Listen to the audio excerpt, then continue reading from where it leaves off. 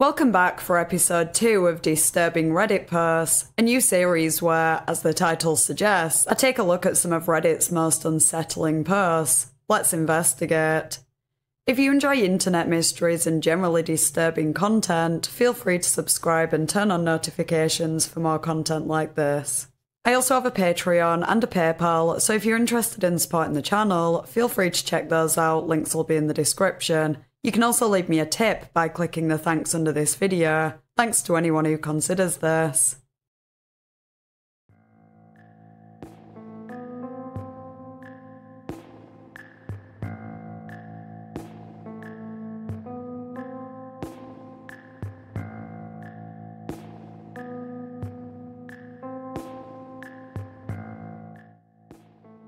This video is sponsored by Established Titles. Have you always wanted to be a lord or a lady, but weren't fortunate enough to be born into such a privilege? Well, I have a solution. Through Established Titles, you can purchase souvenir plots of land in Scotland, which, based on historic Scottish customs where landowners are referred to as lairds, allows you to call yourself lord or lady, even on official documents like your credit card or plane tickets. Each title pack gives you at least 1 square foot of dedicated land with a unique plot number on a private estate in Edelston, Scotland. Established Titles is also a fun and novel way to preserve the natural woodlands of Scotland while helping global reforestation efforts, as they pledge to keep the entire woodland free from any use and plant a tree with every order. They work with charities One Tree Planted and Trees for the Future. It makes a great last-minute gift. Established Titles is currently running a massive early Black Friday sale, and if you use the code INTERNETINVESTIGATOR, you can get an additional 10% off, and the first 200 people to purchase a title pack using my link will effectively get a plot next to mine, within a few minutes of walking distance, so we can build a little internet investigator kingdom. Go to establishedtitles.com/internet investigator to get your gifts now and help support the channel. This video will contain discussions of topics that might be triggering to some. Viewer discretion is advised. You can head over to my Patreon for an uncut and ad-free version of this video, which features a whole extra entry that was unsuitable for this cut.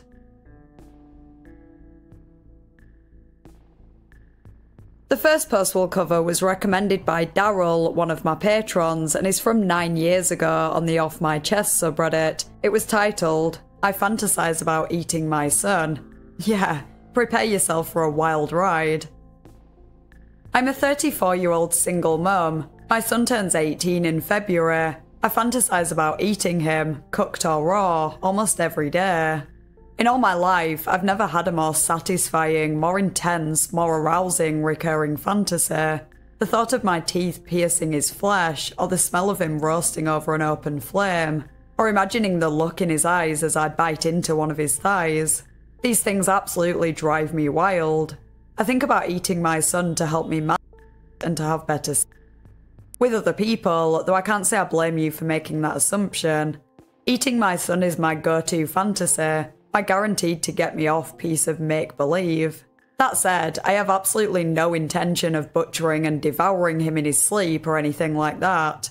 For one, my fantasies are often more involved. But more than that, eating him is my fantasy, and I can distinguish fantasy from reality. Still, if my son came up to me right now and said, "Mum, I know this sounds weird, but I want to be your next meal. Would you please cook and eat me?" I absolutely would. My son doesn't know that I fantasize about eating him. He doesn't know that my mouth literally waters when I look at photos of him at the beach, or see him by the pool. He doesn't know how turned on he makes me when we watch The Walking Dead together and he rests his head on my belly. I want to tell him, but I also want him to feel safe around me, not be afraid that I only see him as meat. I've worked hard to give him as comfortable, supportive, and even boring a life as I can, and knowing that your mum gets off thinking about eating you would ruin that for almost anyone. And part of me still wants to tell him, just so he knows everything, and so that maybe, however unlikely, he could be interested and might ask. For now, I don't plan on telling him until he's at least 18 or he asks directly. I want him to go off to college and have his own experiences and life before I introduce any sexual elements into our relationship. I'd be lying if I said I didn't hope he brought them up on his own, however. This post is so messed up on so many levels. Not only is it incest and paedophilic, but this woman literally wants to eat her 17-year-old son. I can't even comprehend what would cause someone to want to do that. One of the comments read, "For a moment, I wondered if somehow this was brought on by the fact that you were a teen mum. Then I remembered that I'm 33, my daughter will turn 18 in May, and I have never had the urge to simmer her gently in a white wine reduction and serve her with fingerling potatoes. So it's definitely not that." I don't know what makes her think that the thought would cross her son's mind that his mother wants to cannibalise him, so it's delusional that she thinks there's even a chance that he would ask her about it. Unless he just happens to fantasise about it too, but that's extremely unlikely. It's really unsettling to me to think that he is presumably totally unaware of his mother's fantasies. If a description is accurate in terms of her actions, she is a good parent. As every parent should, she loved him, provided for him, and hopefully he had a normal childhood. Little does he know that she not only sexualises him, but would happily consume him given half a chance. I'm in two minds on whether or not it's overall a good thing that he isn't aware of it. On one hand, if he found out, it'd be extremely traumatic for him. In all likelihood, it would destroy his relationship with his mother, make him question everything about his childhood, and I don't know how he'd ever be able to trust anyone, let alone her, ever again. On the other hand, this woman is a potentially dangerous individual. Many people have intrusive thoughts, and providing you don't act on them, they don't define you as a person. They're just thoughts that you have no control over. But I can't say I'm convinced that OP never will act on them. Another user actually commented stating that they had similar fantasies, quote, "I can somewhat relate to this. I've been having fantasies about eating people for a good deal of my life. Obsessing over it has ruined friendships, jobs, school, pretty much everything. I know it sounds impossible, but don't let it get to you. You said yourself that it's a fantasy, far removed from reality. The further apart you can keep the two, the better off you'll be. Talking to a professional really helped me. You should give it a shot." In another comment they said, "I have not and will never act on these fantasies. Besides my therapist and psychiatrist, only 2 people offline know I have homicidal fantasies of any kind. As for school, work, friends, it doesn't overtly affect them, but rather it's the guilt and anxiety that destroy any sense of self-worth. I often want to kill myself because I'm terrified that I will lose control. I don't have an answer for how it got this bad. I don't have an answer for why. I'm a disgusting, f***ed up human being." Obviously thoughts like this are worrying regardless, but at least this user has realised that and has tried to do something about them. The fact that OP considers telling her son implies that she doesn't quite grasp the gravity of the situation, and she gives no indication that she plans to seek professional help. The topic of her thoughts are extreme, and this sounds like an obsession, not just a passing thought every now and again. It sounds like OP is literally fixated on the idea of cannibalizing her son, and although she says she can distinguish fantasy from reality, who's to say that one day, imagining it will no longer be enough and she will actually act on it. She admitted that if he asked her to do it, she would, knowing full well that would be the end of his life. Unless she just ate small parts of him, but that could soon escalate, and it's disgusting in any case. Considering the severe ramifications of this fantasy becoming a reality, regardless of how likely that is, I don't think the son is safe around OP. But while he remains unaware of how disturbed his mother is, he's going to carry on as normal and presumably spends a lot of time around her.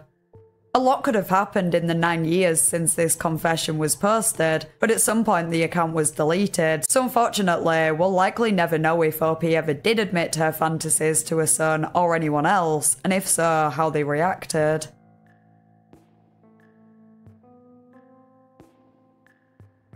In May this year, a user made a post on the Reddit Bureau of Investigation titled, "Please help me find justice for the killer of my parents." It read, "Please help me find justice for the killer of my parents, murdered from multiple gunshot wounds while hiking in Concord, New Hampshire on April 18th. A sketch has been released of a person of interest. He is described as being a white male in his 20s or 30s, 5'10", clean-shaven with brown hair. The video below is from the most recent press release. All stories and information that has been released to the public and our family can be found easily by searching Jeswende Reed on Google. OP linked a 90-second clip from a news report on the incident, which featured a composite sketch of a person of interest who had been seen in the vicinity of the shootings, wearing a dark blue jacket, possibly with a hood, khaki-coloured pants, and carrying a backpack. At the time, there was a reward of $33,500 for information that may have led to an arrest. The post was updated shortly after with a link to a press conference in which the Attorney General informed of the reward and took questions, though wasn't able to provide much information as this was an active investigation, and revealing some of the specific details may have compromised it. The person depicted in the composite sketch was simply described as a person of interest. Police were, at the time, unable to clarify whether that meant they were a suspect or a witness. News articles from around that time provided some more details on the circumstances. 67-year-old Stephen Reed and his 66-year-old wife, Jeswende, who had been retired for 3 years, disappeared after visiting family over the weekend. They had failed to show up to a family event on the Wednesday, and family had heard nothing from them, which was unusual, and so they were reported missing. Nothing seemed out of the ordinary when their apartment was searched. Both the phones were found, as well as Stephen's wallet. The bed was neatly made, a window was open, and both their cars were parked in their usual spots. It was like they'd just popped out to the shop and never returned. Police, troopers, and K9 units searched the area where the couple were known to take frequent walks, and the bodies were soon found with multiple gunshot wounds. The autopsies revealed they had been murdered.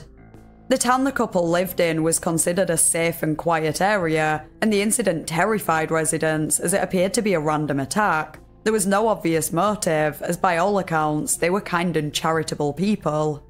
Stephen's career had focused on various humanitarian projects, and Jeswende helped refugees settle in the USA. 3 months later, there was still no further developments in the case. The person of interest in the composite sketch had not been identified, and there were no leads that had led to any significant information, though the reward had been raised to $50,000, partly thanks to anonymous donors, so there was hope that this might cause someone who had knowledge of the crime to speak out.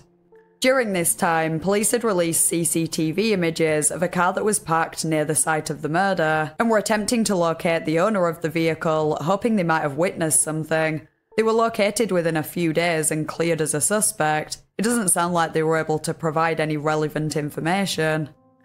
Thankfully, a break in the case came just a few days ago at the time of writing this script, when the man from the composite sketch was not only located, but charged with 2 counts of second-degree murder. 26-year-old Logan Clegg was arrested in Vermont a week prior for an unrelated fugitive from justice charge from Utah, stemming from charges in 2020 related to burglary, possession of stolen goods, and other felonies. Logan, who was homeless, was camping near the area where the couple were murdered, and numerous items connected to the murder, including a handgun and ammunition, were found at the campsite. When asked in the original press conference how the man in the sketch had been named a person of interest, the Attorney General wasn't able to disclose that information, though it has since emerged that detectives had spoken with him on the day the couple were reported missing, and he had told them his name was Arthur Kelly. After hearing gunshots, a witness had seen a man fitting Logan's description near where the bodies were eventually found, though when police returned to the campsite the following day, the tent had been burned and Logan was nowhere to be seen. It's still unclear what his motives were, assuming he is found guilty, though it's one step closer to justice for the victim's family.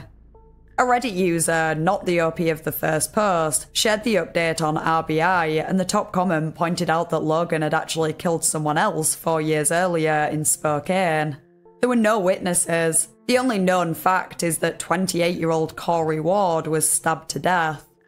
Logan, who was homeless back then too and working at McDonald's, was on his way to work and claimed that Corey started shouting at him unprovoked, calling him names from his apartment window and saying he was coming out to fight him.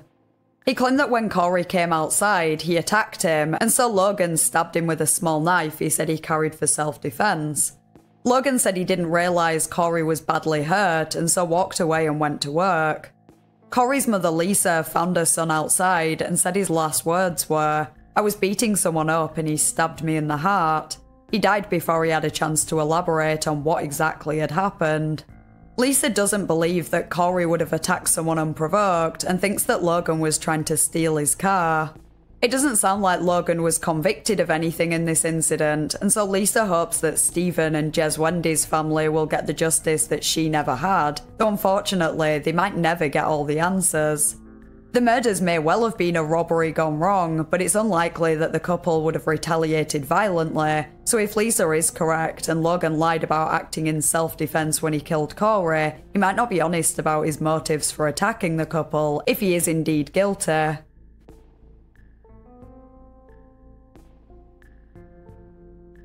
The final entry in this video comes from an AskReddit thread 12 years ago. What is the creepiest thing you've ever experienced? There have been countless similar posts over the years, and you can spend hours, even days, getting lost in them. One of the comments told a story that starts off as a pretty standard paranormal tale, but it was the ending that really got me. It's quite a long story, but I think this one is better off told in OP's own words, so I'll read the comment now. While in college, I took this job for this eccentric guy who was trying to manufacture these machines for some company. I would just show up and assemble the machines for around 4 hours a day. It was a quiet and pretty easy job. It was just this guy, some of his family working for him, an accountant, and myself. The job was in this small town which, now run down, used to be an old gold mining town between 1890 and 1910s. The building I was in was just part of an entire block of buildings that were all connected. The building was about 100 years old. It was 3 stories, a basement which was sealed off with the entrance from an old warehouse next door. The middle story was completely empty, just a big room with some pillars. The top floor, where I worked, had high arch ceilings and a big beam that ran across the centre of the room. The top floor was accessed by a rickety set of stairs with a room to the right, a big room to the left, and a small room in the back. The room to the right was just some half-empty shelves, some with engineering books. The small room in the back is where the accountant's desk was at. The main room, where I was just a long table with some shelves in the middle. I was short some hours because of finals, so I asked the boss if I could work late one night. He said it would be fine, just to make sure I lock the front door when I leave. About 5 PM everyone left. After they left, I checked the front door at the bottom of the stairs to make sure it was locked. I sat there and worked for about 2 hours without incident. Then I heard someone coming up the stairs. The stairs were old and rickety and creaked and groaned with the lightest step. I thought nothing of it. I assumed the boss forgot something, maybe a book or something, and was over in the other room looking for it. I didn't hear anything and called out after a few minutes, but no one answered. To access the back room or anywhere else, a person coming up the stairs would have had to walk right by me. No one walked by me. I finally decided to get up and go into the other room to see who was there. Well, I walk around the corner and no one's there. I'm not scared or anything, just confused. The rooms are big and mostly empty, so it only took a minute to walk around the place, and it was definitely empty. I stood at the top of the stairs perplexed for a few minutes and decided that someone was just messing with me. I literally went over and started moving the bookshelves to see if there was something behind them. There was nothing. Not that there was any point, but I searched the building again. This time upstairs and the big room downstairs. I even checked the door, which was still locked. I felt a little bewildered and tried to come up with possibilities in my head. I finally came to the conclusion that someone in another part of the building must be doing some construction or something, causing the stairs to shake. It was a long shot, but what alternative was there? I went ahead and clocked out, went down the stairs, made sure the front door was locked. It was my first time working late, and the boss told me to make sure the door was locked when I left. I even double-checked the door. My plan was to go next door and see if they were doing some construction or something. I felt like I needed an excuse as to why I didn't get much done because I was walking around trying to figure out who walked up the stairs. When I went outside, I realised the entire block was completely empty. This is an old industrial area, and not only was the block empty, but every block around it. Still convinced that someone in another building caused the stairs to shake, I got in my car and drove around the back side of the building to see if they were maybe working in the back. Nope. Another block that was completely void of anyone. To me, being in that area that was so desolate was creepier to me than whatever caused the stairs to shake. I circled around the entire block in less than a minute and decided that I would just go home. As I drive back by our building, my heart about explodes. Our front door is wide open. So it's about 7:30 PM, pitch black outside except for a few streetlights at the end of the block, and there are no cars or people anywhere as far as I can see. I stop the car and just sit there like an idiot, staring for about a minute. I finally calm down and decide to drive right up next to the door and see if I can see any lights on in the building. Nope, it's pitch black inside. At this point, I'm debating how badly I want to keep this job. I worked at Kmart before this, and I certainly don't want to go back to working with customers again. This job paid a lot better as well. If I leave with the door wide open, I could get fired. If I go close the door, I'm going to probably shit my pants out of fright. Being a poor college student, I found my balls and with the car still running, got out, ran over to the door and slammed it shut.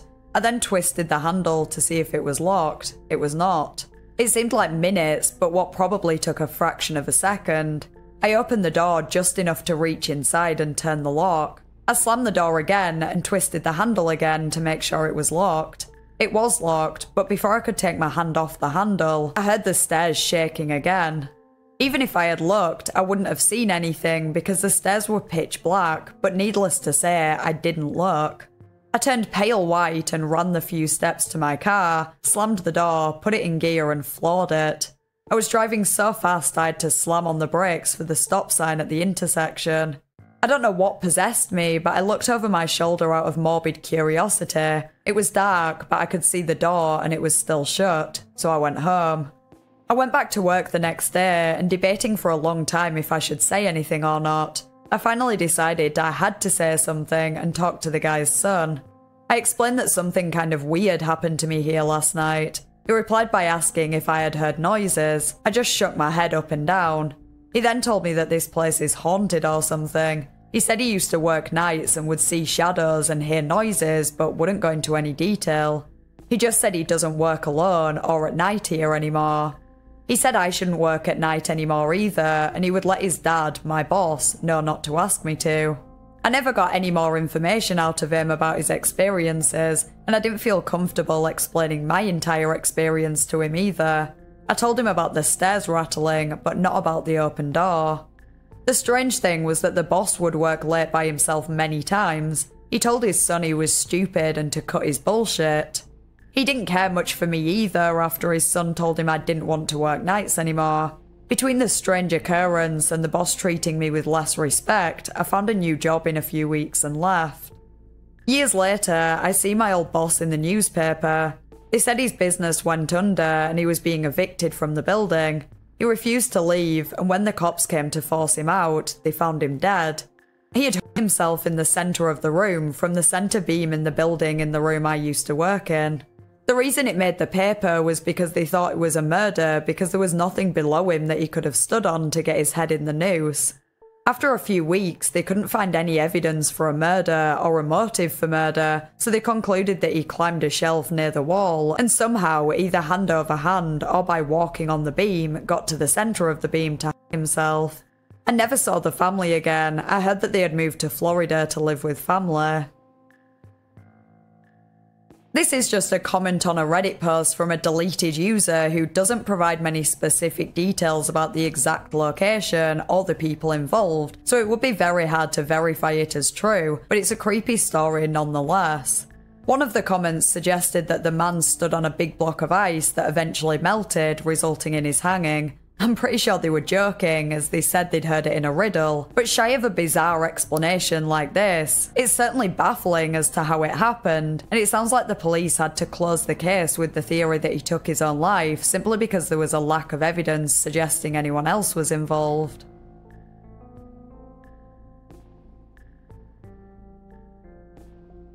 I'd be interested to hear your thoughts in the comments, plus any suggestions for future episodes of disturbing Reddit posts.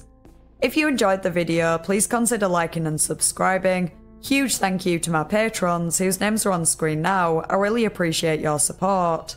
Thanks for watching, and I'll see you next Thursday in a new video.